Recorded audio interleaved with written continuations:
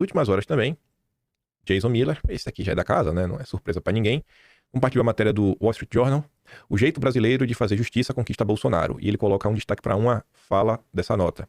O Supremo, tendencioso, condena Bolsonaro e dá-lhe 27 anos, né, de prisão. E além do Jason Miller, você tem a Caroline Levitt, que é a porta-voz da Casa Branca. O jeito brasileiro de fazer justiça conquista Bolsonaro.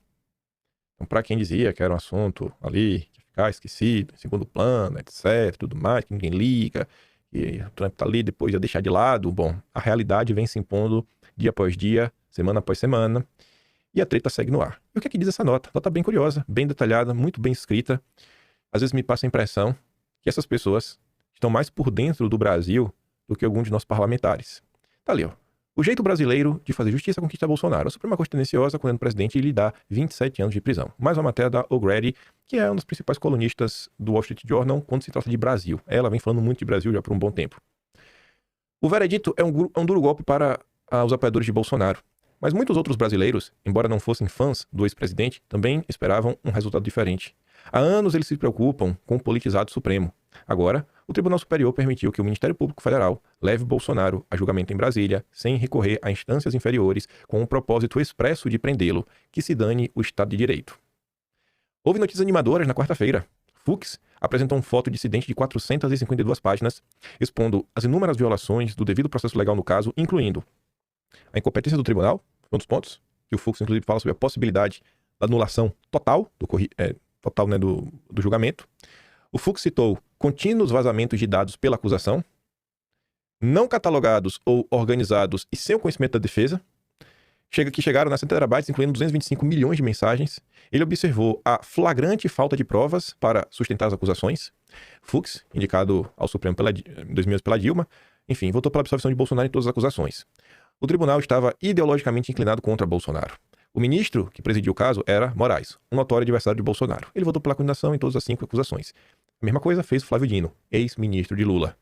O ex-advogado pessoal do senhor Lula, o ministro Cristiano Zanin, também votou pela condenação. Isso foi suficiente para a condenação, embora um quarto ministro, indicado por Lula, também tenha se juntado à maioria.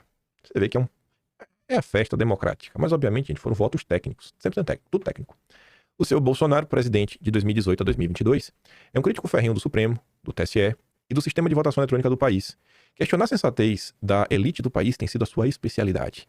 Bolsonaro tem defendido repentinamente a implementação de alguma forma de auditoria da votação eletrônica. Como candidato e como presidente, ele poderia ser desrespeitoso e desconsiderar o protocolo. Isso o tornou um herói para milhões de brasileiros que se sentiam esquecidos. Ao mesmo tempo, virou o inimigo número 1, de todo o establishment especial do Supremo Tribunal Federal. A direita brasileira ficou indignada em 2021, quando o Supremo anulou a condenação de Lula por corrupção em 2017, que havia sido confirmada 2 vezes em segunda instância. A decisão liberou Lula por um detalhe técnico e ocorreu depois que a prescrição tornou tarde demais para o novo julgamento do caso. Aqui são coisas que são tão absurdas que a gente vai aceitando, né? Às vezes, quanto de vocês, eu nem lembrar mesmo desse assim, que Lula foi descondenado, a gente sempre comenta, mas que falar que depois da descondenação, Lula não foi julgado de novo porque prescreveu o processo, né? É uma coisa que pouca gente comenta. Pouca gente comenta. A justiça de Lula ficou por ali. Não, tá de boa, vida que segue. O foro tava no lugar errado, não era pra julgar em Curitiba. Pobre coitado do Lula. Lula concorreu à presidência novamente em 2022, contra Bolsonaro. O Tribunal Eleitoral, presidido por Moraes, usou seu poder para silenciar os críticos de Lula. O tribunal proibiu a mídia tradicional e as redes sociais de divulgarem fatos e opiniões que retratassem o envelhecido socialista Lula de forma negativa. Afirmou que estava combatendo as notícias falsas. Quando os brasileiros que usavam as redes sociais se recusaram a obedecer, Moraes investiu contra as empresas de tecnologia que forneciam, as plataformas. E teve gente aqui que tomou um gancho. Quando Lula foi declarado vencedor naquela disputa, Bolsonaro duvidou dos resultados e seu partido recorreu judicialmente. Por recorrer, fiz a comparo na época, O partido de Bolsonaro foi multado, porque 22 milhões de reais, que ela coloca ali, O tribunal acusou o PL de má-fé e multou o partido em mais de 4 milhões de dólares. Bolsonaro parece ter se reunido com pessoas, incluindo militares, para discutir o que seu gabinete precisava fazer para transferir o poder de acordo com a Constituição, caso fraude eleitoral fosse descoberta. O Ministério Público alegou ter encontrado um projeto de decreto que contemplava um plano para invocar a lei marcial. No entanto, como observou o Fux, nenhum documento desse tipo foi protocolado no tribunal. Ninguém fez nada, ninguém tomou, nenhuma ação real. Tampouco foram apresentadas provas de que Bolsonaro tenha tomado medidas para decretar o estado de sítio. Fazer brainstorming não é crime, e nem intenções, nem discursos são suficientes para condenar por tentativa de golpe.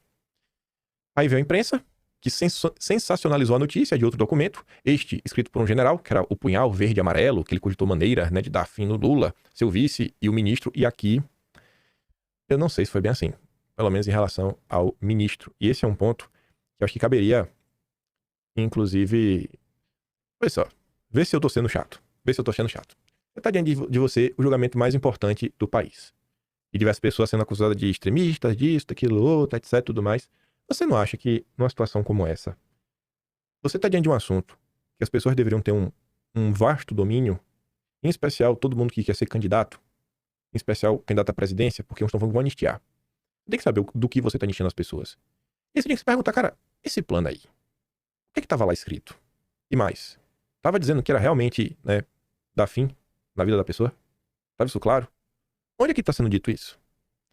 Eu pergunto a vocês por causa do seguinte, eu acho que essa questão do verde e amarelo foi de novembro do ano passado, se eu não estou enganado. Deixa eu ver aqui, 2024, nesse ponto aí. Aí, ó.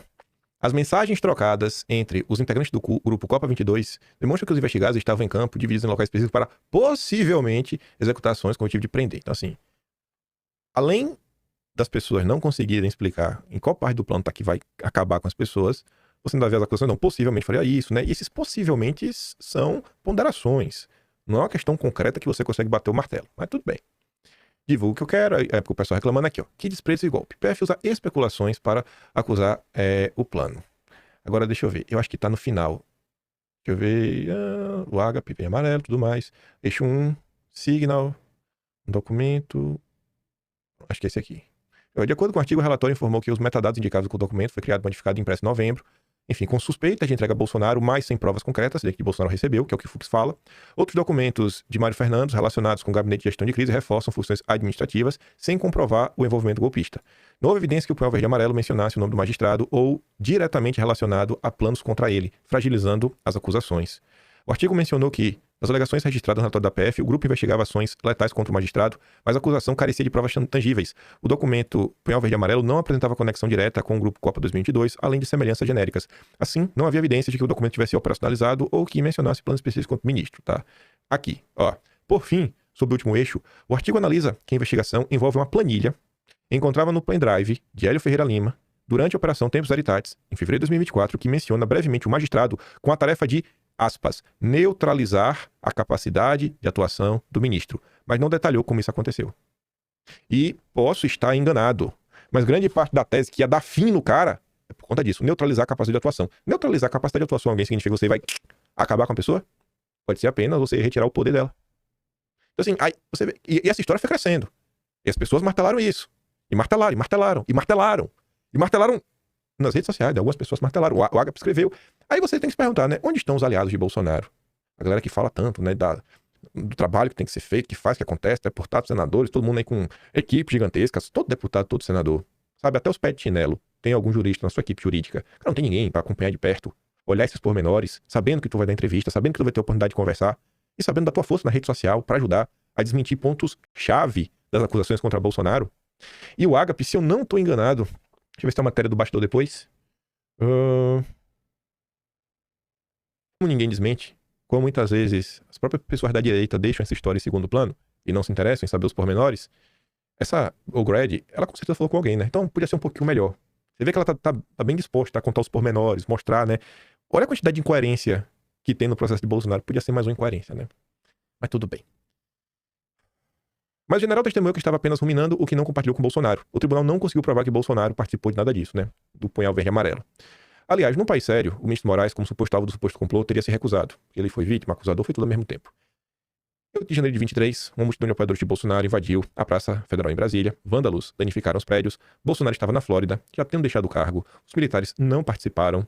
Que golpe, hein? Nada disso importava para o ministro Moraes e seus companheiros ideológicos no tribunal na semana passada. Eles tinham o homem certo e não encontrar o crime não os impediria de colocá-lo atrás das grades.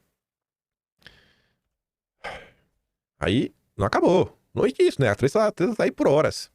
Tem gente da esquerda falando que tem que desarquivar ou botar pra andar os processos que foram movidos contra Bolsonaro durante o Fica em Casa. Mas independente disso, o que já tá certo é que ele, a Heleno, Braga Neto, Paulo Sérgio, Gabinete todo também serão julgados pelo STM, Superior Tribunal Militar. Tribunal técnico, que para ficar ainda mais técnico, Você vê, né? Lula indicará mais 2 ministros do STM que julgarão Bolsonaro e militares condenados. Realmente vai ser um julgamento muito mais técnico ainda. Quanto mais pessoas Lula indicar, mais técnica vai ser a decisão. Porque Lula é Deus. Lula não erra. Lula não erra nunca. E quem questiona isso é golpista.